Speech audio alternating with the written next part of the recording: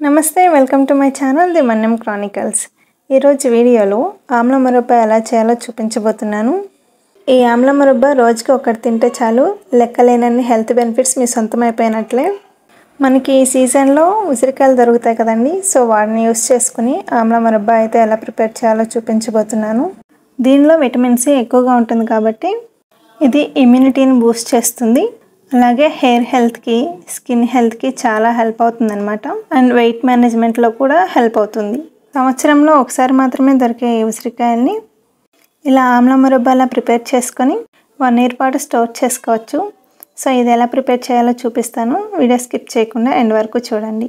So నేను ఇక్కడ 1/2 kg ఉసిరికాయలతో ఈ ఆమ్ల మురబ్బ ప్రిపేర్ చేస్తున్నాను అండి. ఉసిరికాయల్ని నీట్గా వాష్ చేసుకొని తడి లేకుండా ఒక క్లాత్తో తుడుచుకొని తీసుకోవాలి. ఉసిరికాయల్ని స్టీమ్ మీద 15 to 20 minutes పాటు మూత పెట్టేసుకొని ఉడికించుకోవాలండి. ఉసిరికాయలు ఉడికాక పగుళ్ళలాగా వస్తాయండి. సో అలా వస్తే ఉడికేసినట్టే అనమాట. సో ఇలా ఉడికిన ఉసిరికాయల నుంచి గింజల్ని సపరేట్ చేసేసుకోవాలండి. ఉసిరికాయలు ఉడికాక ఇలా ప్రెస్ చేయగానే తనులుగా విడిపోతాయి అన్నమాట. ఇలా గింజలన్నీ తీసేసుకున్న తర్వాత వీటిని ఒక మిక్సర్ జార్లోకి యాడ్ చేసుకొని మెత్తగా పేస్ట్ లాగా గ్రైండ్ చేసుకోవాలండి. ఈ మెత్తటి పేస్ట్ని ఒక ప్యాన్లోకి యాడ్ చేసుకొని గరిటతో కలుపుకుంటూ కొద్దిగా దగ్గర పడేంత వరకు ఉడికించుకోవాలి. ఈ ప్రాసెస్ అంతా కూడా మనం లో ఫ్లేమ్లోనే చేసుకోవాలండి. ఇది ప్రిపేర్ చేసుకోవడానికి కొంచెం టైం అయితే ఎక్కువే పడుతుందండి. ఇప్పుడు ఇందులోకి 1/2 kg షుగర్ని యాడ్ చేసుకోవాలి. ఉసిరికాయలు ఎంత తీసుకుంటే షుగర్ కూడా అంతే క్వాంటిటీ తీసుకోవాలండి. షుగర్ మొత్తం కలిసేలాగా గరిటతో కలుపుకుంటూ మిక్స్ చేసుకోవాలి. షుగర్ వేసాక కన్సిస్టెన్సీ అనేది లూజ్ అవుతుంది. ఇప్పుడు ఇందులోకి రుచికి సరిపడా సాల్ట్, 1/2 tablespoon మిరియాల పొడిని యాడ్ చేసుకొని మొత్తం కలిసేలాగా గరిటతో కలుపుకుంటూ 5 minutes పాటు కలుపుకుంటూ ఉడికించుకోవాలి. ఇది కొంచెం థిక్గా అవుతుంది. ఇప్పుడు ఇందులోకి 1 tablespoon వరకు నిమ్మరసం యాడ్ చేసుకొని మొత్తం కలిసేలాగా కలుపుకోవాలి.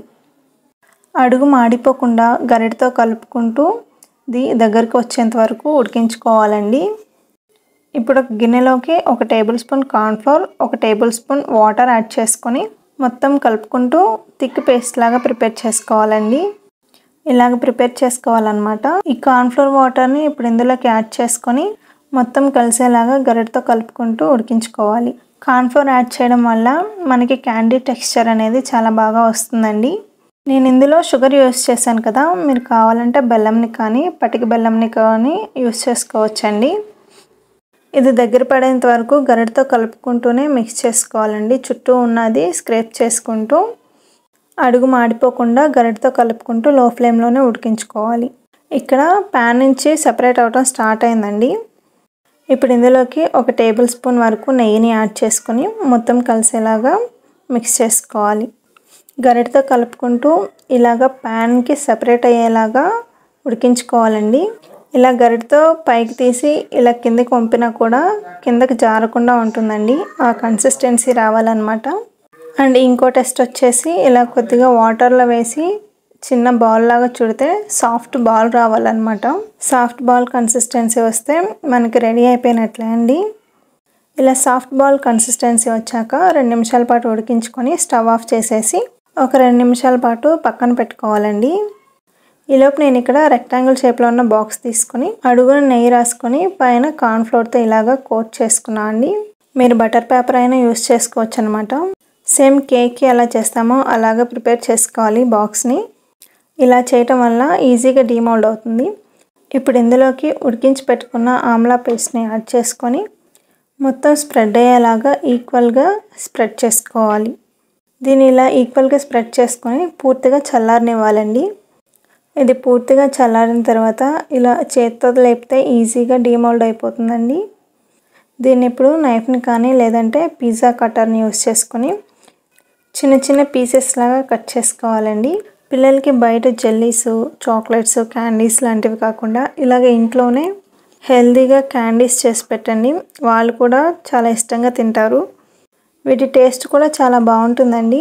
ఇలాగా అన్ని పీసెస్ లాగా కట్ చేసుకొని వీటి మీద షుగర్ పౌడర్తో కోట్ చేసుకోవాలండి. ఈ క్యాండీస్ గట్టిగా కాకుండా సాఫ్ట్గా ఉంటాయి కాబట్టి ఒకదానికొకటి అతుక్కోపోకుండా ఇలా కోట్ చేసుకుంటే విడివిడిగా ఉంటాయి అన్నమాట. ఇలా కోట్ చేసుకునే క్యాండీస్ని ఒక ఎయిర్ టైట్ బాక్స్లో పెట్టుకొని స్టోర్ చేసుకుంటే 1 ఇయర్ పాటు నిల్వ ఉంటాయండి. అంతే అండి, టేస్టీ అండ్ హెల్దీ ఆమ్ల మురబ్బా రెడీ అయిపోయినట్లే. సో ఇన్ని హెల్త్ బెనిఫిట్స్ ఉన్న ఉసిరికాయల్ని మీరు కూడా సంవత్సరం పాటు తినాలి అనుకుంటే ఇలాగా ఆమ్ల మురబ్బాని ప్రిపేర్ చేసుకోండి. ఈ వీడియో కనుక మీకు నచ్చినట్లయితే మీకు ఎలా అనిపించిందో నాకు కామెంట్ చేయండి. అలాగే నా ఛానల్ని సబ్స్క్రైబ్ చేసుకొని మీ ఫ్రెండ్స్ అండ్ ఫ్యామిలీకి కూడా షేర్ చేయండి. Thank you for watching.